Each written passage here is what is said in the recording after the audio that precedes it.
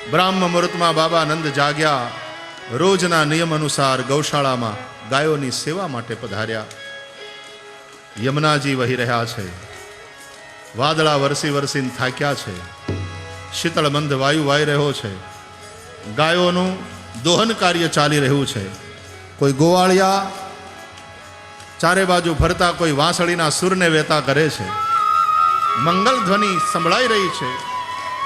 હેરી સખી મંગલ ગાઓ રી, હેરી સખી મંગલ ગાઓ રી, હેરી સખી મંગલ ગાઓ રી, હેરી સખી મંગલ ગાઓ રી, ધરતી અંબર સજાઓ રી, ધરતી અંબર સજાઓ રી, ધરતી અંબર સજાઓ રી, ધરતી અંબર સજાઓ रे आज उतरेगी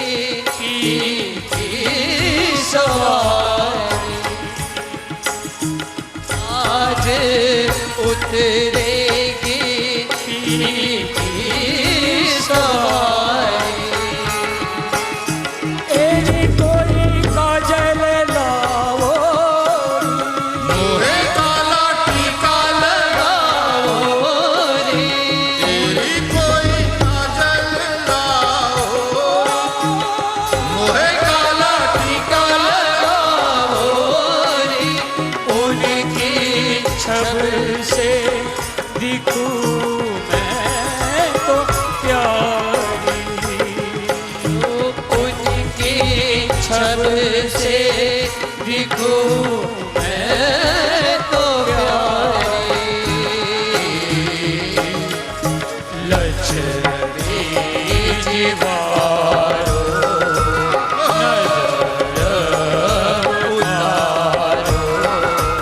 लचरे जीवारो नजर उतारो, आज मेरे करिया घर आएंगे, हो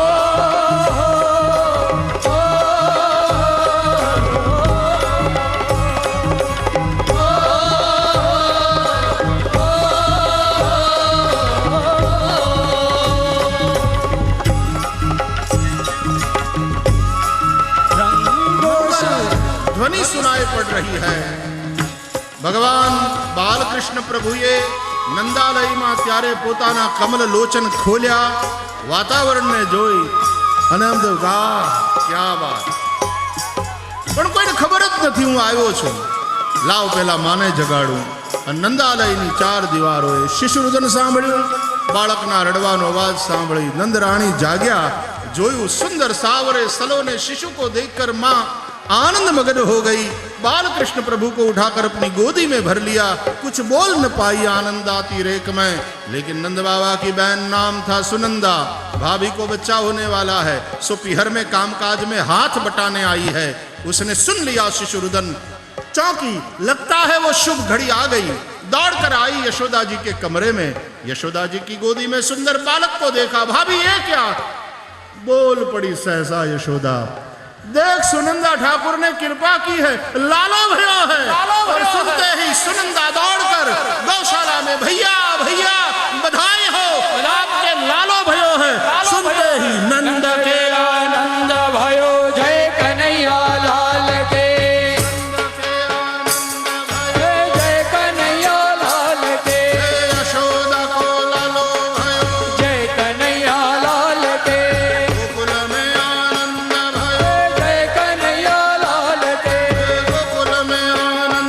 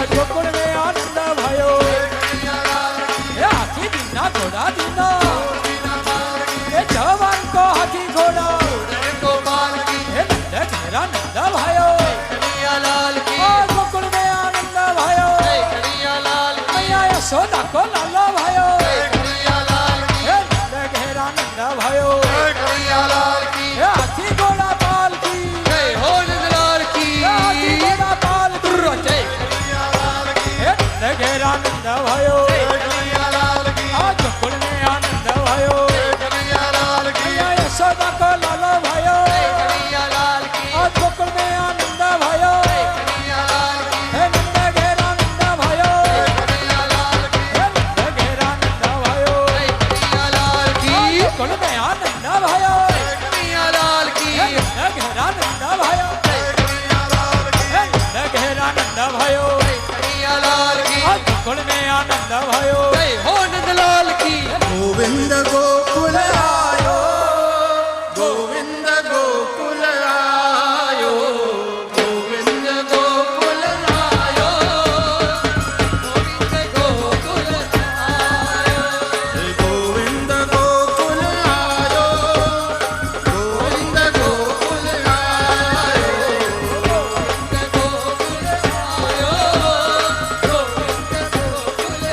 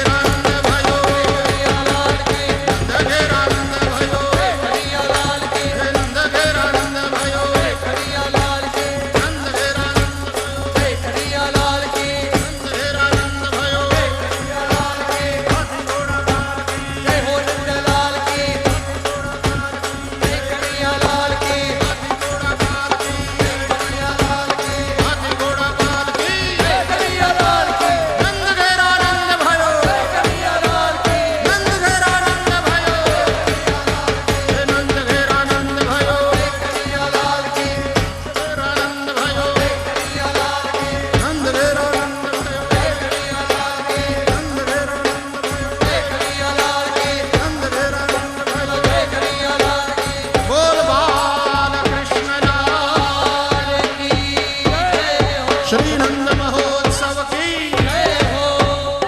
आज यहाँ ब्रज विहार में चल रहे श्रीमद् भागवत ज्ञान यज्ञ में प्रकट हुए भगवान श्री कृष्ण के जन्म की आप सभी को बधाई हो, बधाई हो, बधाई हो, बधाई हो, बधाई हो। बधाई हो। आपकी तपस्या को, आपके धैर्य को और आपके प्रेम को प्रणाम। जय हो, जय हो। आइए अब आरती करेंगे भगवान बालकृष्ण की। सब लोग भाव से जय घोष करें। श्री द्वारिकाधीश की जय, श्री गोवर्धन नाथ की जय, श्री गिरिराज धरण की जय, श्री बालकृष्ण लाल की जय, सद्गुरु भगवान की जय। ओ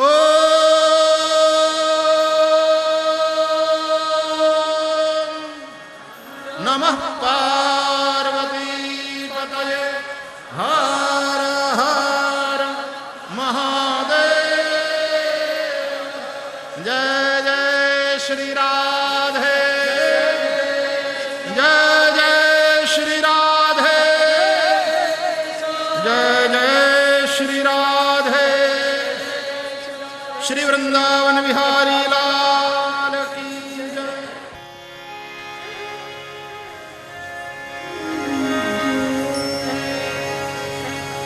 श्री गोवर्धन नाथ की जय।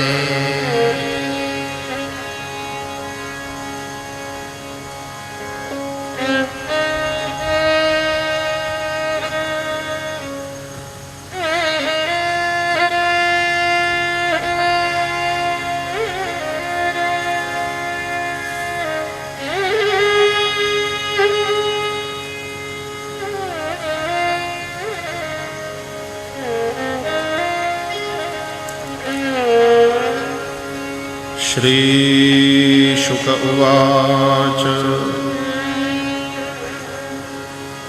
नंदस्त्वात्मज उत्पन्ने जाताल्लादो महामनाः आहूय विप्रान् वेदज्ञान् स्नातः शुचिरलङ्कृतः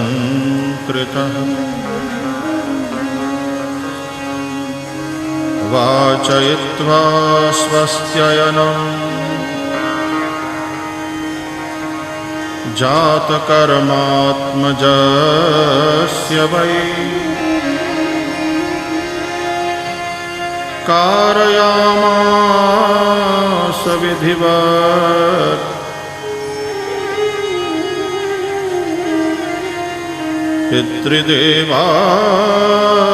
पितृदेवार्चनम् तथा।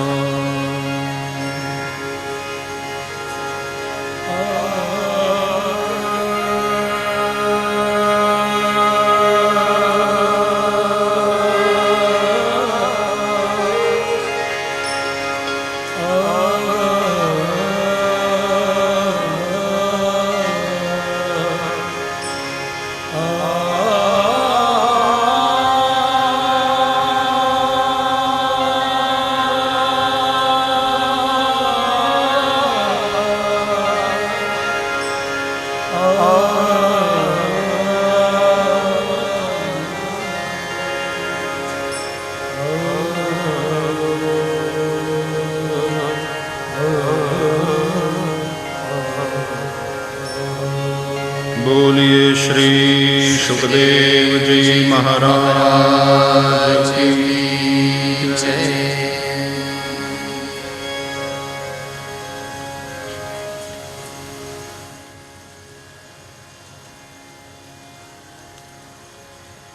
श्री हरिम परमानंदम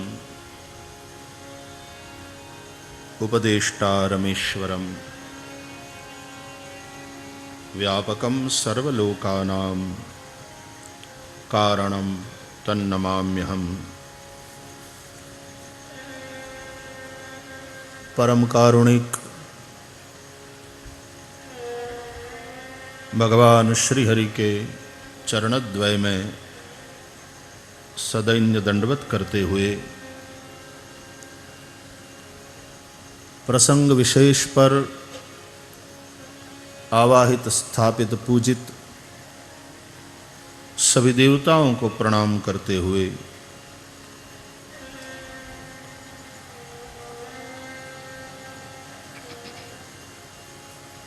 पाठक विप्रवृंद और भगवान श्री कृष्ण के प्रागट्य के पश्चात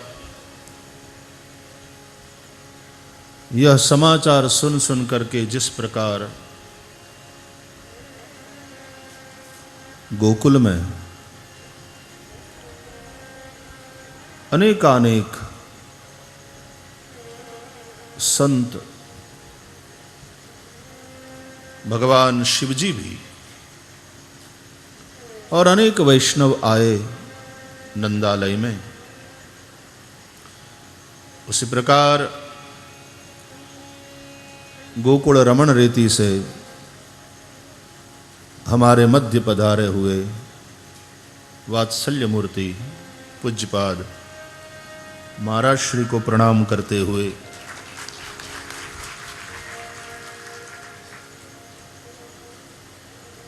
सीहोर से पधारे हुए संतद्वय,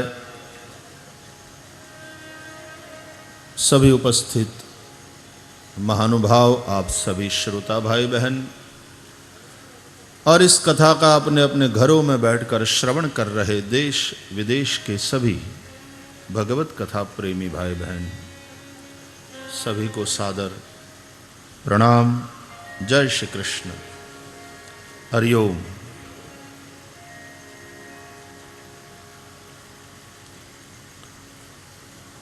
तबियत केम छे?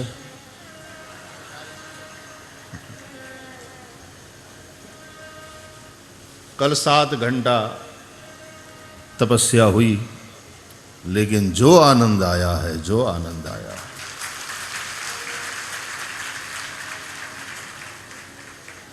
अंदर की शीतलता ऐसी थी कि बाहर की गर्मी बिल्कुल ध्यान में ही नहीं आई, उसका कोई प्रभाव हम लोगों पर नहीं पड़ा।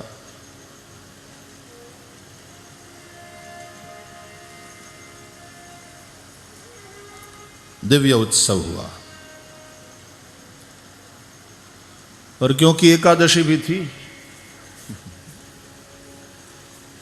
आप में से कोई नहीं उठा। महाराज श्री पूरा पंडाल 4:30 बजे के बाद फिर गए सब लोग। 4:30 बजे के बाद फिर गए सब लोग।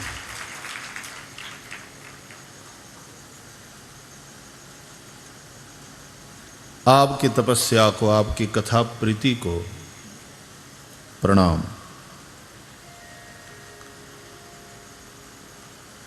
श्रोताओं की वो जो चातक प्यास है,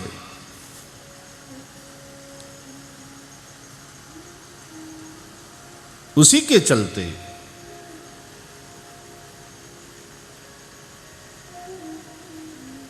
गंध तन्मात्र है और पृथ्वी स्थूल है, उससे अब जिस प्रकार रूप तन्मात्र है और तेज पंचमहाभूत के अंतर्गत है,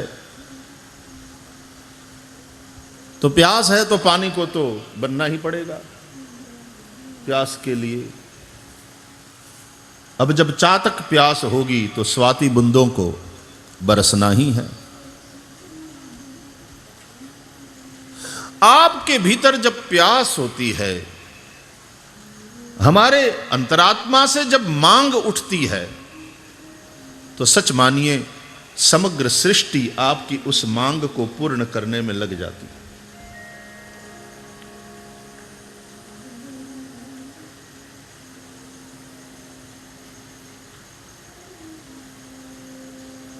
तुमने देखा, किसी भी प्राणी की आवश्यकता अधूरी रहती नहीं। जो भी जीवन के लिए आवश्यक है, वो सब सृष्टि ने आपके लिए जुटाया है। आपको धारण करने के लिए धरती है, आपके शरीर का पोषण करने के लिए अन्न है, फल है, पत्र है।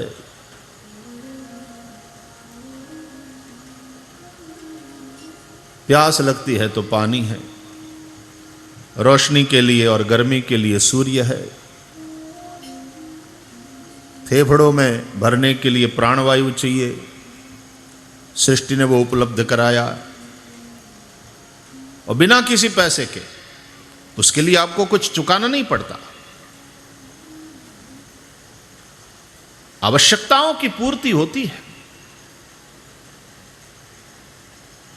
आवश्यकताएं किसी की अपूर्ण नहीं रह सकती, लेकिन आदमी दुखी होता है अपनी इच्छाओं के कारण।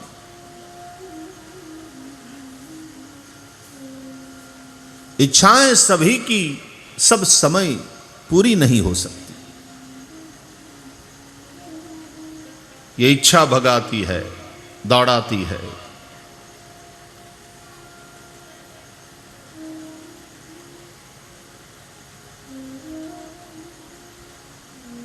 भजन आवश्यकता है। भगवत कथा हमारे अंतस के लिए आवश्यक चीज है।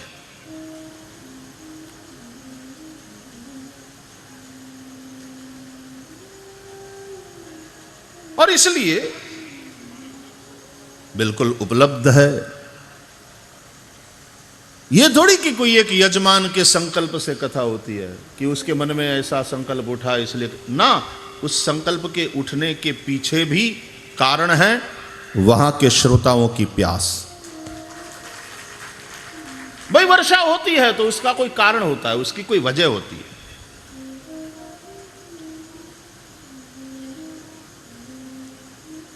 भीतर की जो एक प्यास, एक मांग उठती है,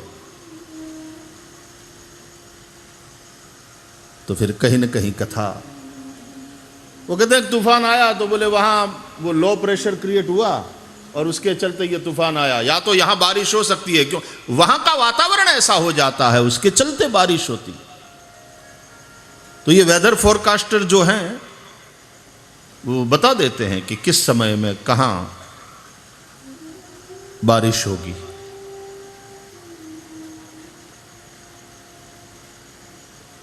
तो हमारे अंदर की एक जो मांग है,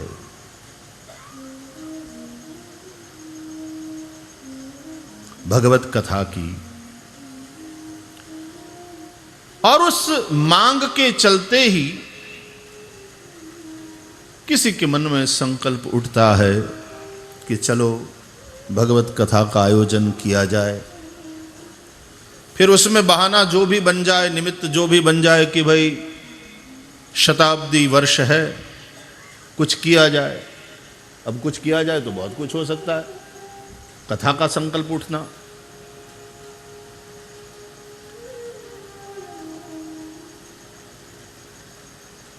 तो कहीं ना कहीं वहां के श्रोताओं की जो अंतर की मांग है,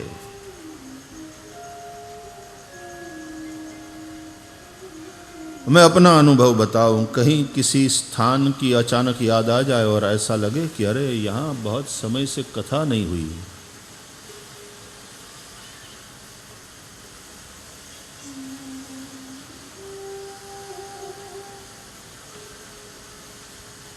हाँ बस उतर लियो।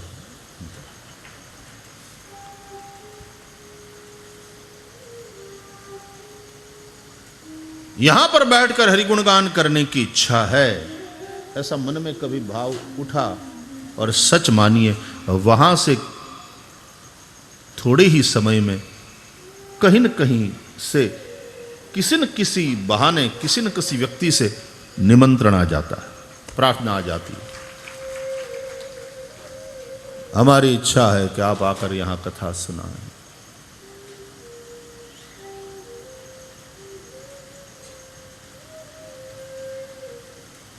तो यह सच्ची जब प्यास होती है, अंदर की जो सच्ची मांग है, हमारी जो आवश्यकता है। कथा कोई शौक की बात नहीं है। भोजन हमारे लिए अनिवार्य है। ભજન ભી અનિવાર્ય है. મને ભજન કરવાનો શોખ છે એવું કરું. હવે અત્યારે સંગીત પક્ષ મજબૂત થયો એટલે ઘણાને ભજન સાંભળવાનો શોખ હોય, પણ ભગવાનનું જે ભજન કરવાનું એ શોખની વાત નહીં, ये आवश्यकता है. जिस प्रकार बिना भोजन के हम रह नहीं सकते, जी नहीं सकते, भजन भी उसी तरह बहुत आवश्यक वस्तु है. भगवत कथा इसलिए नित्य हो, इसका नित्य सेवन करने के लिए क्यों कहा? खाना रोज खाते हो, पानी रोज पीते हो, फेफड़ों में श्वास हर क्षण भरते रहते हो, ये कोई शौक की बात नहीं है, ये हमारी मांग है, ये हमारी आवश्यकता है, ये हमारी अनिवार्यता. तो भगवत कथा भी नित्य होना चाहिए. श्रीमद् भागवत का यानी भगवत कथा का सेवन नित्य होना चाहिए, ऐसा परमहंस सनत कुमार के श्रीमुख से निकला है. सदा सेव्या श्रीमद् भागवती कथा. और जो हमारे लिए आवश्यक है, जो हमारे लिए अनिवार्य है,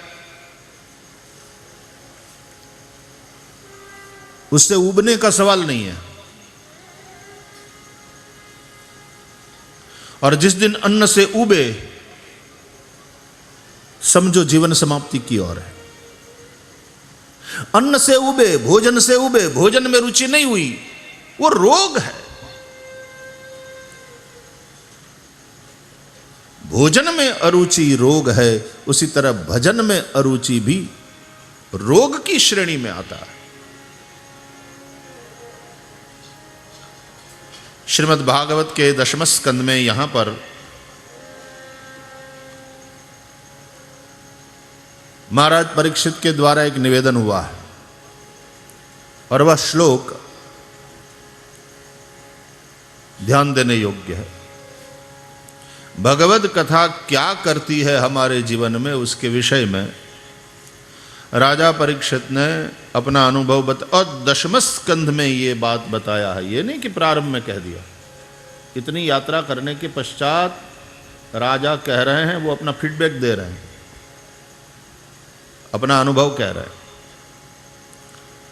कहते हैं यच्छृण्वतोपैत्यरतिर्वितृष्णा सत्वं च शुद्ध्यत्यचिरेण पुंसः भक्तिर्हरौ तत्पुरुषे च सख्यं तदेव हारं वद मन्यसे चेत्. 5 फल है भगवत कथा श्रवण के. पहला फल, जिसका श्रवण करने मात्र से भगवान में और भजन में यदि अरुचि है तो वो अरुचि समाप्त हो जाती है.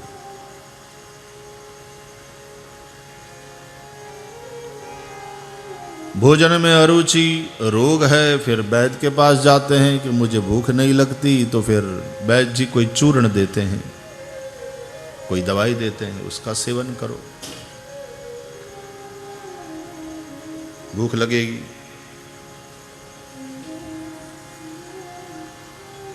तो भगवत कथा शुरू में वो वैद्य की औषधि है, इसलिए प्रारंभ में कहा है 10वें स्कंद के प्रारंभ में भवौषधात् श्रोत्र मनोभिरामा. ये औषधि, ये चर्चा कई बार कथाओं में हम लोगों ने करी है कि कथा की 4 प्रकार की भूमिका है. कथा औषधि है, कथा रसायन है, कथा अमृत है और कथा आसव है. भवरोग से जो ग्रस्त हैं उनके लिए औषधि है, और भवरोग से ग्रस्त इसलिए है कि भजन में उनकी कोई रुचि नहीं।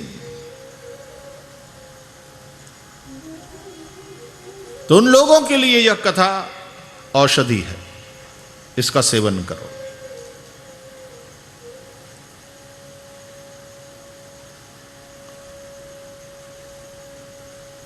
जो भवरोग से मुक्त हैं, विरक्त हैं, उनके लिए यह कथा रसायन है। औषधि का सेवन किया जाता है, आप जानते हैं, रोग मुक्ति के लिए, और रसायन का सेवन रोग से बचने के लिए। फिर रोग न होए, हमारे शरीर में रोग प्रतिकारक शक्ति भरपूर हो, ताकि फिर वो कीटाणु हम पर अपना प्रभाव न डाल सके, हमें फिर से बीमार न कर पाए। तो कथा रसायन है। महाराज परीक्षित के लिए यह कथा औषधि है, तो नैमिषारण्य में शवनकादिक ऋषियों के लिए यह रसायन है। सूत आख्या ही कथा सारम मम कर्ण रसायनम।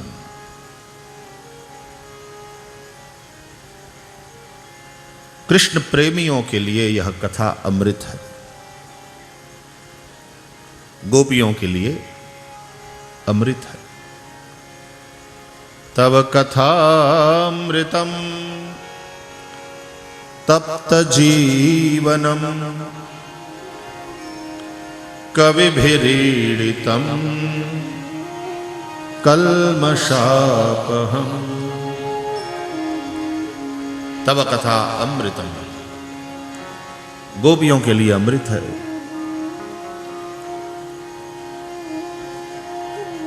और शंकर जी के लिए, सुखदेव जी के लिए आसव है।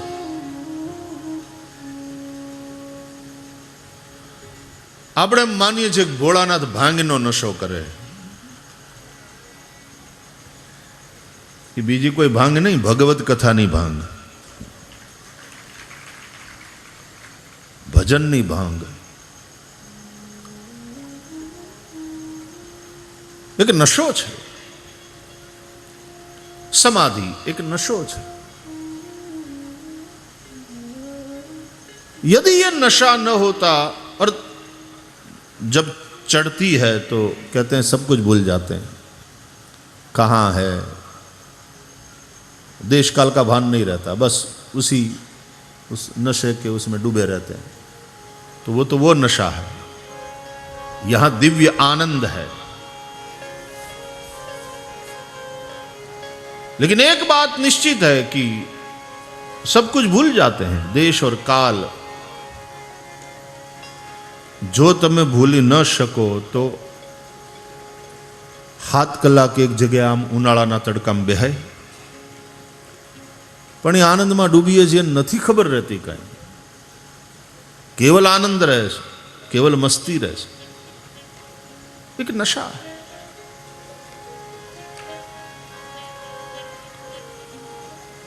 तो भगवान शंकर, श्री सुखदेव जी इत्यादि के लिए आसव है। तो सबकी भूमिका अलग अलग है, और तद अनुसार यह कथा सभी के लिए अलग अलग रूप से प्रस्तुत होती है। तो पहली बात, यह कथा यदि भगवान में और भगवान के भजन में अरुचि है तो उसको समाप्त करती है। दूसरी बात,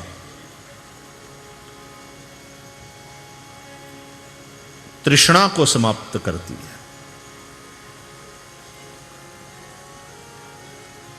तृष्णा से रहित करती है। भूख उघड़े, भजननी, संसारना विषयोनी तृष्णा मटे। त्रीजू, मन शुद्ध करे। सत्वं च शुद्ध्यति अचिरेण पुंसः। मनुष्य का मन भगवत कथा श्रवण से अविलंब शुद्ध हो जाता है। महात्म्य में ही निवेदन कर चुके हैं भगवान वेदव्यास, एतस्माद् परम किंचन मनः शुद्ध्यै न विद्यते। मन को शुद्ध करने वाला भगवत कथा के समान दूसरा कोई साधन नहीं है। तो तीसरा फल है मन की शुद्धि।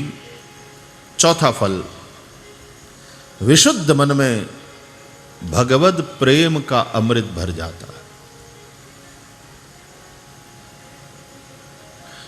गाय है ना, गाय 33 करोड़ देवताओं का वास है, गौ माता ने विश्व की माता है।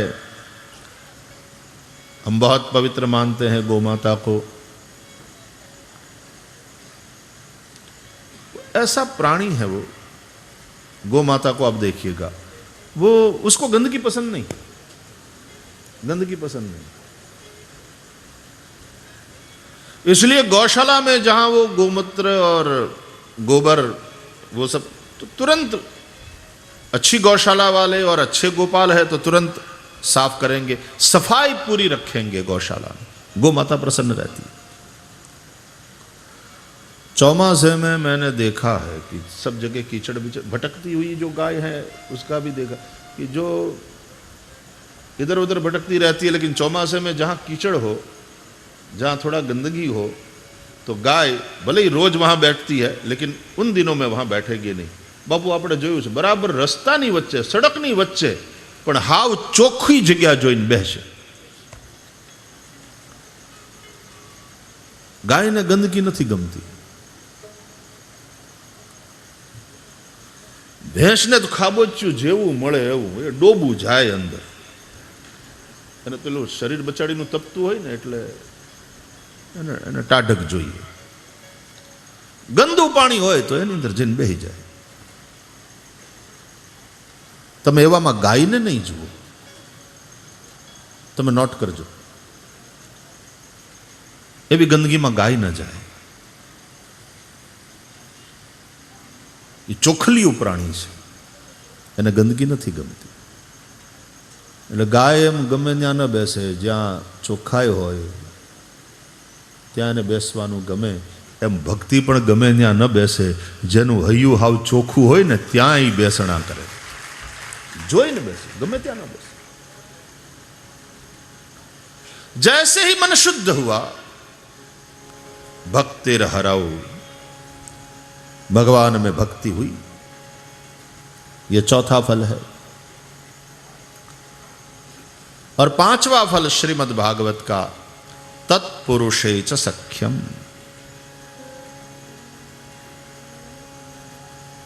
भगवत कथा सुना करके हमें भगवत अभिमुख करने वाले, भगवान में हमारा अनुराग कराने वाले, भगवान के प्यारे संतों महापुरुषों के प्रति एक स्नेह हो जाता है, उनसे एक लगाव हो जाता है, उनसे हमारा नाता जुड़ जाता है। साधु बड़े प्यारे लगते हैं।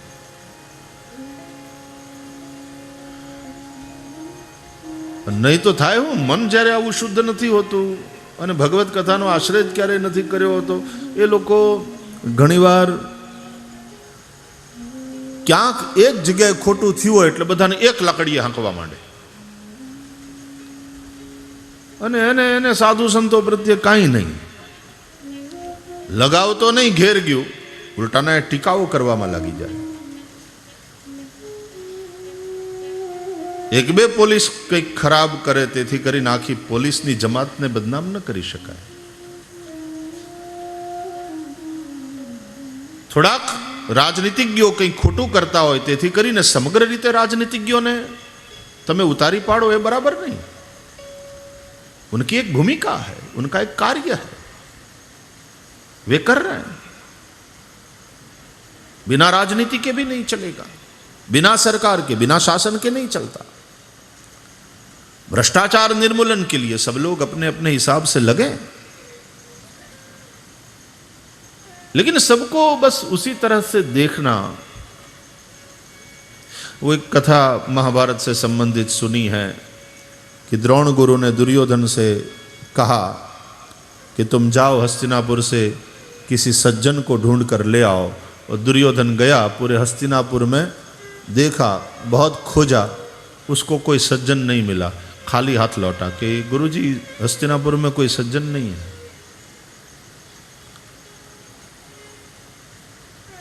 फिर युधिष्ठिर से कहा कि तुम जाओ पुत्र वत्स, हस्तिनापुर से किसी दुर्जन को ढूंढ करके ले आओ। उसको कहा दुर्जन को ढूंढो, क्योंकि दुर्योधन कह रहा है कि सब कोई सज्जन है ही नहीं, इसका मतलब सब दुर्जन, तो तुम जाओ किसी दुर्जन को ढूंढ कर ले आओ। युधिष्ठिर गए, पूरा हस्तिनापुर खोज मारा और खाली लौटे। बोले गुरुदेव हस्तिनापुर में कोई दुर्जन है ही नहीं। जिसकी जैसी दृष्टि, हम अपनी भूमिका के अनुसार देखते हैं दुनिया को। दुर्योधन को कोई सज्जन नहीं मिला हस्तिनापुर में, और युधिष्ठिर को कोई दुर्जन नहीं मिला। हस्तिनापुर वही, हस्तिनापुर की जनता वही है। दृश्य वही है भैया, आंख बदल गई है, दृष्टि बदल गई है।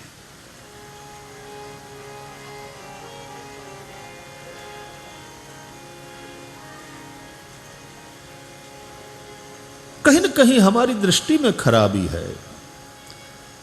दृष्टि में तेरे दोष है जो दुनिया निहारती,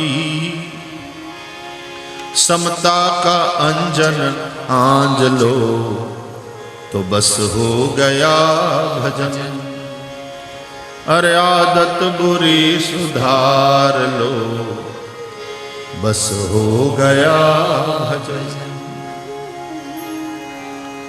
इसलिए भजन करना है, अध्यात्म पथ पर चलना है, तो दोष अपने देखें, अपने दोषों को देखें। दूसरों के दोषों को देखते रहना सबसे बड़ा दोष है, और अपने दोष को देखना सबसे बड़ा गुण है।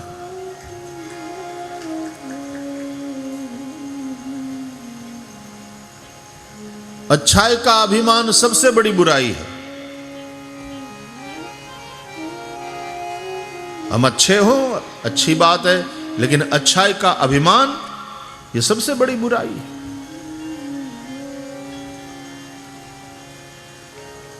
इसलिए जो साधक है वो दोष अपने देखता है। मेरी दृष्टि में दोष है तो मुझे औरों में दोष नजर आते हैं। इसलिए समता का अंजन आंज लो बस हो गया भजन। आदत बुरी सुधार लो बस हो गया भजन।